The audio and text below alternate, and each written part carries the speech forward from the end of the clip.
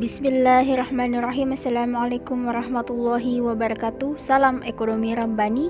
Perkenalkan kami dari kelompok 2 Prodi Ekonomi Syariah kelas 3A Fakultas Ekonomi dan Bisnis Islam IAIN Palopo. Di mana pada hari ini kami akan mempresentasikan materi kami yang berjudul Falsafah Ekonomi Islam sebagai bentuk penyelesaian tugas dari mata kuliah Ekonomi Mikro Islam oleh dosen pembimbing kami bernama Ibu Aminata Sukriya SE/SYMM. Baiklah, untuk mempersingkat waktu langsung saja kita masuk ke dalam pembahasan materi falsafah ekonomi Islam. Nah, apa itu falsafah ekonomi Islam? Dari definisi kita mendapatkan bahwa falsafah menurut KBBI yaitu anggapan, gagasan, dan sikap batin yang paling dasar yang dimiliki oleh orang atau masyarakat, atau bisa juga sebagai sebuah pandangan hidup. Kemudian ekonomi sendiri berasal dari kata ekos dan nomos yang berarti aturan rumah tangga. Nah, namun secara istilah saya artikan yaitu sebagai suatu cabang ilmu yang mempelajari aktivitas manusia yang berhubungan dengan produksi, distribusi, dan konsumsi terhadap barang dan jasa. Kemudian Islam. Nah, Islam sendiri berasal dari bahasa Arab yaitu as-salam yang artinya selamat, keselamatan. Nah, Islam sendiri merupakan ajaran tauhid yang dibawa oleh Nabi Muhammad SAW yang sesuai dengan Al-Quran dan As-Sunnah. Jadi, jika kita mengatakan bahwa falsafah ekonomi Islam itu apa, maka kita bisa berpendapat bahwa falsafah ekonomi Islam itu adalah sebuah pandangan atau pemikiran tentang ekonomi Islam. Nah, di mana ekonomi Islam ini sendiri merupakan cabang ilmu ekonomi yang sama ya, pada dasarnya sama mempelajari aktivitas manusia yang berhubungan dengan produksi, distribusi, dan konsumsi juga, namun berdasarkan pandangan atau perspektif Islamiyah. Selanjutnya, nah, ekonomi Islam ini sebenarnya telah ada sejak Islam itu ada. Sebagai ajaran hidup yang lengkap, Islam memberikan petunjuk terhadap semua aktivitas manusia termasuk ekonomi. Nah, sejak abad ke-8 ini telah muncul pemikiran-pemikiran ekonomi Islam secara parsial. Apa sih maksudnya secara parsial? Nah, maksudnya yaitu peran negara dalam ekonomi itu belum kuat, belum terlalu berperan penting dalam kaidah-kaidah perdagangan. Nah, tetapi pemikiran secara komprehensif terhadap sistem ekonomi Islami sesungguhnya baru muncul pada pertengahan abad ke-20. Nah, dan semakin marak sejak 2 dasawarsa terakhir. Jadi, ekonomi Islam sendiri ini bersandar kepada Al-Quran dan As-Sunnah dalam memandang, menganalisis, kemudian menyelesaikan segala permasalahan ekonomi. Nah, secara perspektif Islam.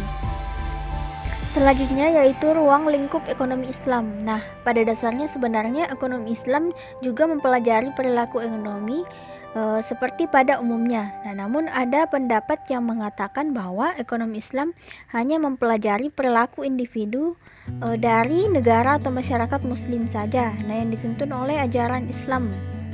Namun pendapat lain mengatakan bahwa ekonomi Islam itu tidak membatasi, melainkan memberi penekanan terhadap perspektif Islam tentang masalah ekonomi pada umumnya. Jadi sebenarnya pada dasarnya sama, namun hanya berbeda sistemnya atau cara penyelesaian masalahnya dan cara memandangnya, menganalisanya terhadap masalah-masalah ekonomi yang ada. Di mana Islam memandang permasalahan-permasalahan ekonomi itu dengan perspektifnya sesuai dengan Al-Quran dan As-Sunnah, sedangkan konvensional itu lebih berdasarkan pada realita keadaan yang ada tanpa memperhatikan norma-norma atau nilai-nilai prinsip kehidupan.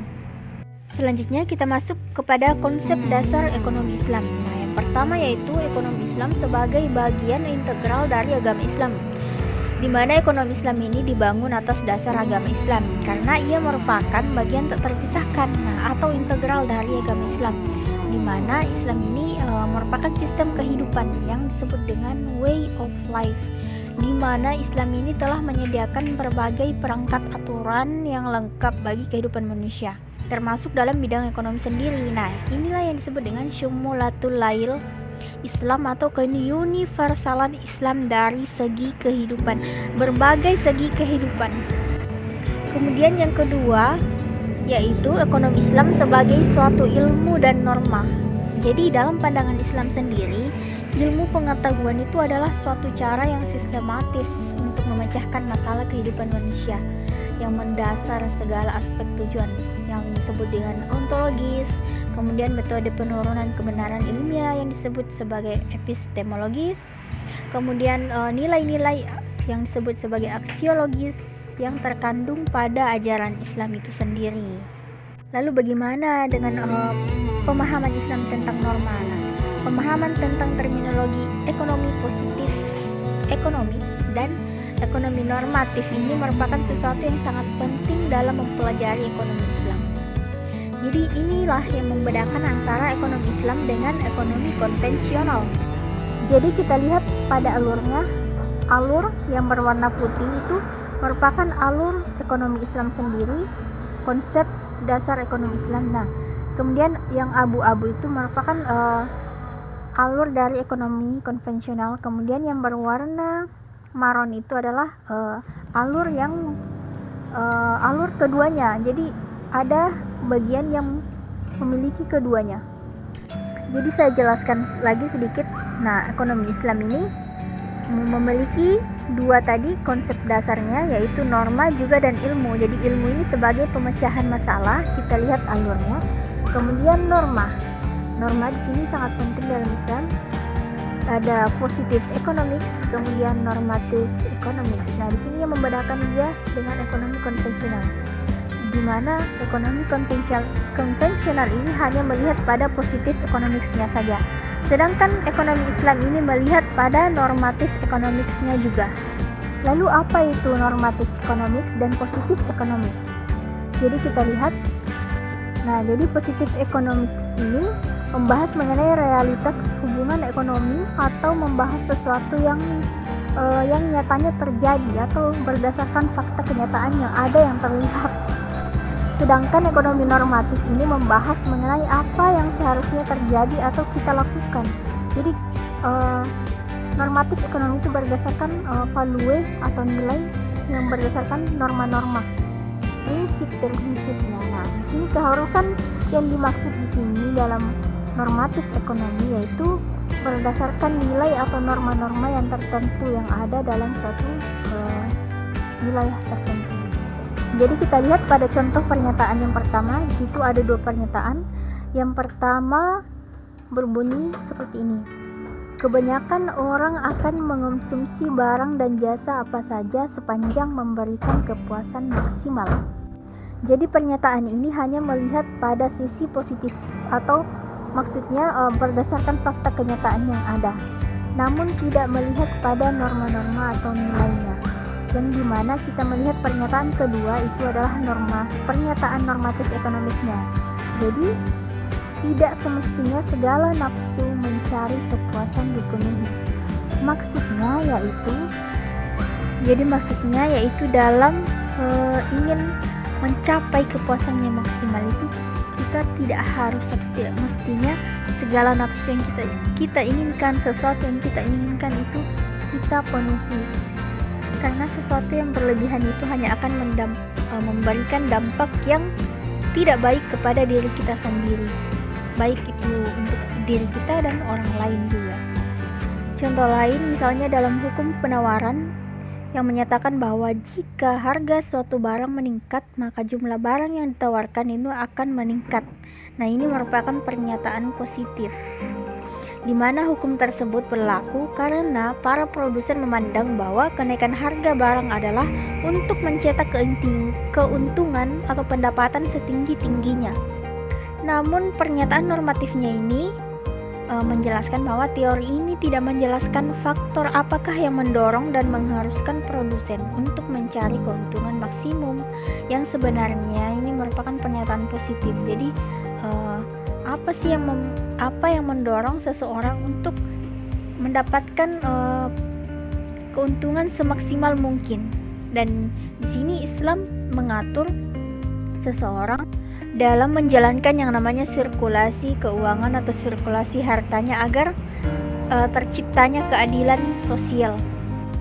Jadi salah satu kritik utama para pemikir Islam terhadap nilai ekonomi konvensional itu, terutama kapitalisme ini, adalah adanya kecenderungannya ini untuk mengklaim bebas nilai value free dan disebut dengan value free, serta mengabaikan pertimbangan moral.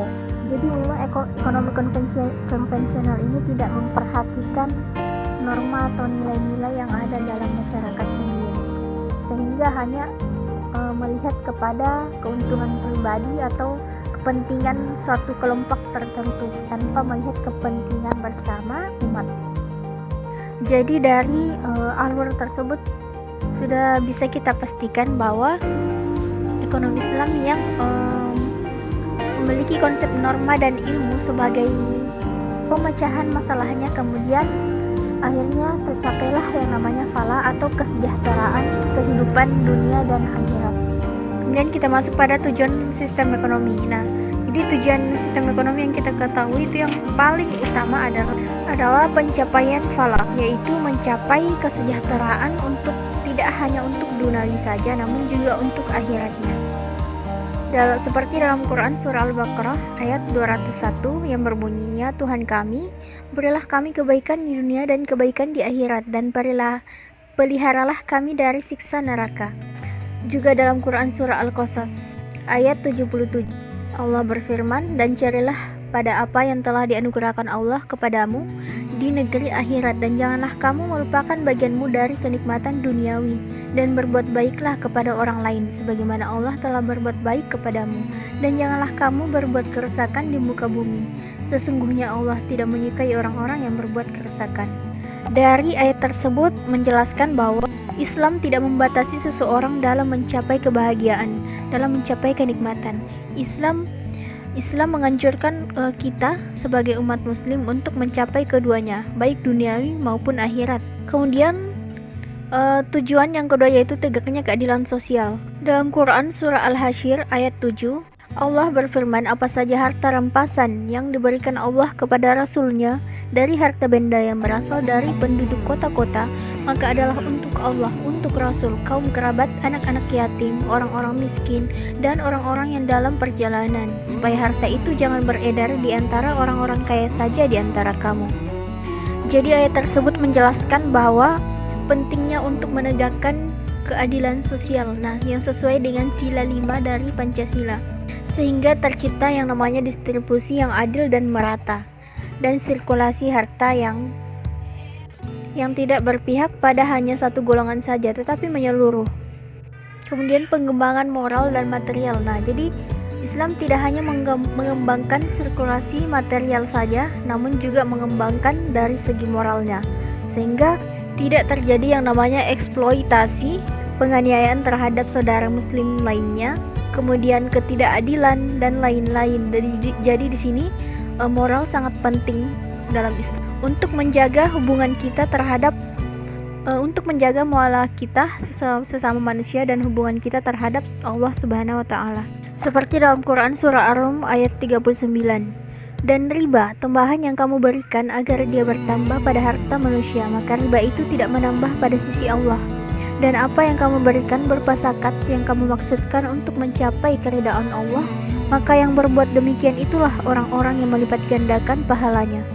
Kemudian mengutamakan persaudaraan dan persatuan Jadi di mana Islam ini lebih mementingkan kepentingan umat dari kepentingan pribadi, sehingga terciptalah muamalah atau hubungan bermasyarakat yang baik dan tercapainya, dan salah satu penunjang untuk tercapainya falah dalam Quran surah Al-Baqarah ayat 200. Dan masih banyak dalil-dalil Al-Quran yang menjelaskan tentang tujuan sistem ekonomi, di mana ekonomi adalah solusi bagi sistem perekonomian umat manusia. Baik, kita masuk kepada pemikiran ekonomi Islam. Teman-teman sekalian, pemikiran para sarjana muslim pada masa itu pada dasarnya berusaha untuk mengembangkan konsep-konsep Islam sesuai dengan situasi dan kondisi yang dihadapi, dengan tetap bersandar kepada Al-Quran dan hadis.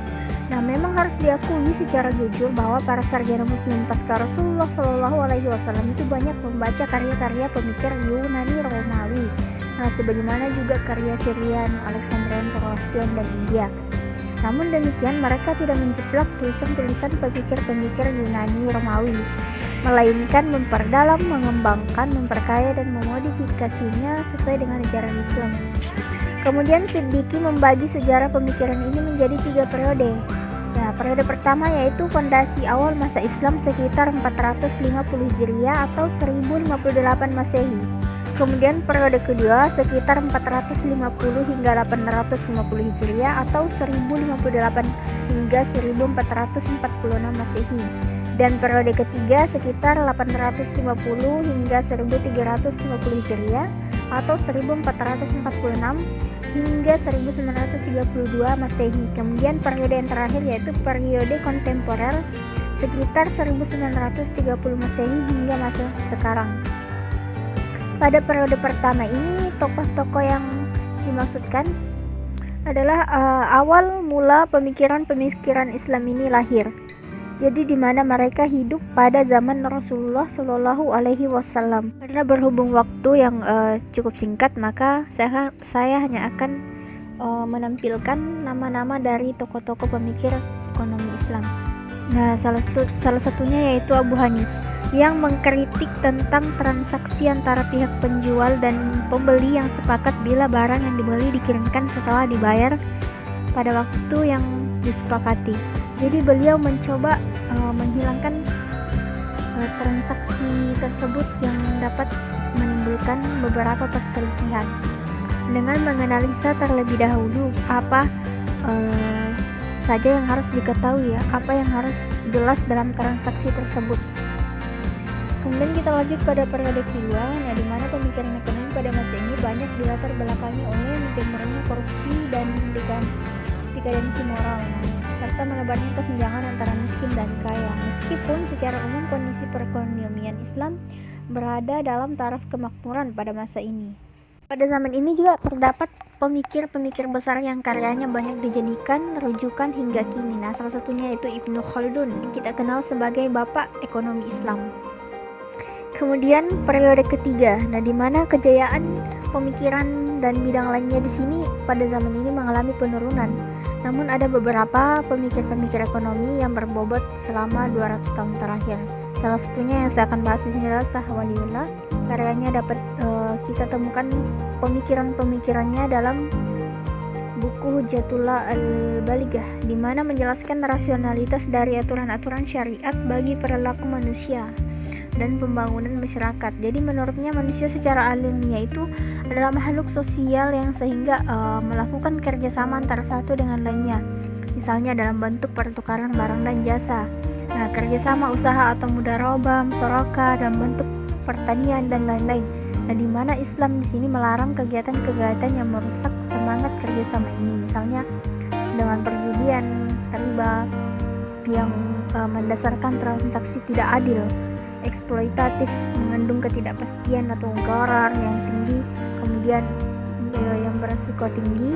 Kemudian periode kontemporer, era tahun 1930-an merupakan masa kebangkitan kembali setelah dari periode ketiga dalam dunia. Untuk lebih lengkapnya dapat kalian cari sejarah-sejarah para tokoh pemikiran Islam, atau bisa meminta materinya langsung di grup kelas. Kemudian aliran-aliran dalam ekonomi Islam. Jadi dalam sejarah pemikiran ekonomi Islam ini, kehadiran aliran atau mazhab ekonomi biasanya bertujuan untuk mengkritik, mengevaluasi atau mengoreksi aliran-aliran ekonomi sebelumnya, yang dinilai tidak mampu menyelesaikan persoalan-persoalan ekonomi. Dalam ekonomi konvensional kita mengenal aliran ekonomi klasik, neoklasik, marxis, historis, institusional, moneteris, dan lain sebagainya. Nah, dalam ekonomi Islam pun tidak luput dari aliran atau mazhab ekonomi. Nah, tampak beberapa sudut pandang tentang ekonomi Islam, namun selalu mengedepankan kemaslahatan di dalam segala aktivitasnya. Yang pertama yaitu aliran Istiqsadiyah yang dipelopori oleh Bakir As-Sadr. Jadi mazhab ini berpendapat bahwa ilmu ekonomi tidak pernah bisa sejalan dengan Islam. Keduanya berasal dari filosofi yang saling kontradiktif. Nah, menurut mereka perbedaan filosofi ini berdampak pada perbedaan cara pandang keduanya dalam melihat masalah ekonomi. Menurut ilmu ekonomi, masalah ekonomi itu muncul karena adanya keinginan manusia yang tidak terbatas dan ketersediaan sumber daya yang terbatas. Namun mazhab Bakir menolak pernyataan ini, karena menurut mereka Islam tidak mengenal sumber daya yang terbatas. Dalam Quran Surah Al-Qamar ayat 49 yang berbunyi, Allah berfirman bahwa sesungguhnya telah kami ciptakan segala sesuatu dalam ukuran yang setepat-tepatnya. Jadi pendapat bahwa keinginan manusia tidak terbatas juga ditolak. Misalnya, manusia akan berhenti minum jika dahaganya telah terpuaskan. Kemudian ada aliran mainstream, di mana mazhab mainstream berbeda pendapat dengan mazhab Bakir. Nah, mazhab ini justru setuju bahwa masalah ekonomi muncul dikarenakan sumber daya yang terbatas yang dihadapkan pada keinginan manusia yang tidak terbatas, seperti sabda Nabi Muhammad SAW bahwa manusia tidak akan pernah puas bila diberi emas 1 lembah, ia akan meminta 2 lembah, jika diberi 2 lembah ia akan meminta 3 lembah, dan sampai seterusnya sampai dia masuk ke liang lahat. Jadi mazhab mainstream ini hampir sama dengan pemikiran ekonomi konvensional, namun di sini bedanya yaitu dalam cara penyelesaian masalahnya. Jadi tetap memperlihatkan tetap mengedepankan kemaslahatan di dalam segala aktivitasnya yang sesuai dengan Al-Quran dan As-Sunnah. Selanjutnya yaitu aliran alternatif kritis. Jadi mazhab alternatif ini adalah sebuah mazhab yang kritis. Mazhab ini berpendapat bahwa dalam bersikap kritis tidak hanya terdapat terhadap kapitalisme dan sosialisme, tapi juga ekonomi Islam itu sendiri. Nah, mereka meyakini bahwa Islam itu pasti benar, tapi ekonomi Islam itu belum tentu benar karena ekonomi Islam menafsirkan dari Al-Quran dan Sunnah. Nah, sehingga nilai kebenarannya tidak mutlak. Dalam ekonomi Islam juga dibutuhkan pengujian kebenaran yang juga dilakukan oleh ekonomi konvensional. Mazhab ini dipelopori oleh Timur Quran, di mana ia juga mengkritik 2 mazhab sebelumnya, yaitu yang pertama mazhab Bakir yang dikritik karena mazhab tersebut berusaha menemukan sesuatu yang baru yang sebenarnya sudah sering ditemukan orang lain. Jadi seolah-olah menghancurkan teori lama dan membangun teori yang baru. Dan yang mazhab kedua yaitu mengkritik mazhab mainstream karena menurutnya mazhab ini sebagai jiplakan dari ekonomi non-klasik dengan menghilangkan riba dan memasukkan zakat serta niat. Baiklah, itulah penjelasan dari presentasi kami. Mohon maaf bila ada kesalahan dan materi yang tidak terlalu lengkap disampaikan karena memang kita melihat dari kondisi waktu. Jika ada yang belum jelas maka bisa ditanyakan di grup, atau mungkin ada yang ingin meminta materinya langsung bisa diberikan. Nah, baiklah, kami ucapkan terima kasih atas perhatiannya.